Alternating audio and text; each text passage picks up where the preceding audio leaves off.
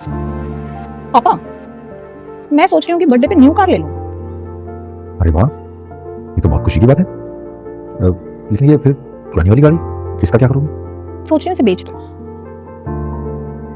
ठीक है, जैसी तुम्हारी मर्जी। अंकल। नमस्ते अंकल। नमस्ते बेटे, कैसे हो? मैं बढ़िया हूँ अंकल, आप कैसे हो? मैं भी अच्छा हूँ। अंकल मैंने सुना आप अपनी कार बेच रहे हैं। हाँ हाँ, क्यों?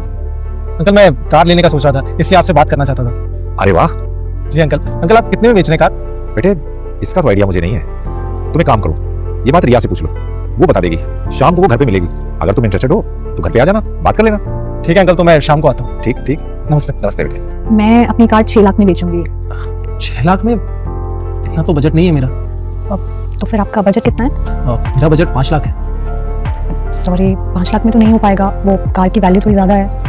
देखिए मैं ज़्यादा से ज़्यादा 50,000 और ऐड कर सकता हूँ, इसके आगे मेरा बजट नहीं है। सॉरी, इतने में तो मैं अपनी कार नहीं बेच पाऊंगी। कोई बात नहीं, तो मैं कोई और कार देख लूँगा। अभी 3 दिन बाद मेरा बर्थडे है, तो मैंने सोचा था अपने आप को कार गिफ्ट करूँगा। ये मेरा बहुत पहले से सपना था कि मेरे 25th बर्थडे पर मैं अपने आप को कार गिफ्ट करूँ। ठीक है अंकल, मैं चलता हूँ। थैंक यू, आपने घर पर बुलाया। रुको बेटे, तुम्हारे पास जितने पैसे हैं तुम उतने में ही कार ले जाओ।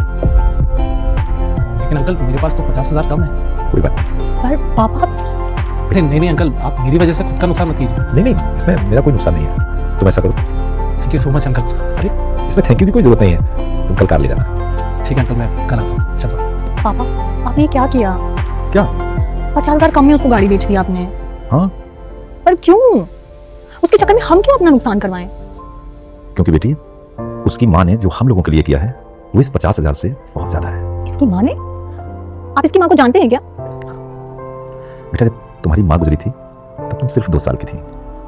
उस वक्त मुझे अपना ऑफिस और तुम्हें संभालना बड़ा मुश्किल हो रहा था। ऐसे में दुष्यंत की माँ सुधा, जो उस वक्त हमारी मेड हुआ करती थी, मैं उसके पास तुम्हें पूरे दिन के लिए छोड़कर अपने ऑफिस चला जाता था। और जब तक तुम स्कूल जाने लायक नहीं हो गई थी तब तक इसकी माँ ने ही तुम्हारा ख्याल रखा, बिल्कुल अपनी बेटी की तरह।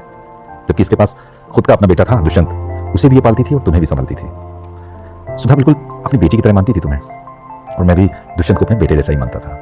तो अब तुम ही बताओ बेटा कि ऐसे में मैं सिर्फ 50,000 रुपए के लिए दुष्यंत को कार देने से भला कैसे मना कर देता?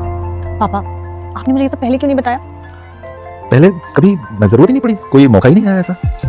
आपने जो भी किया ना, बिल्कुल सही किया। मुझे पता था बेटे कि तुम जरूर समझ जाओगी। काश मैं भी सुधा आंटी से मिल पाती। वो जहाँ भी हो खुश हो। वो जहां भी होगी अपने बेटे की खुशी और तरक्की देखकर बहुत खुश होगी। मैं तो कहता हूं कि भगवान करे दुष्यंत को पूरी दुनिया की खुशियां मिले।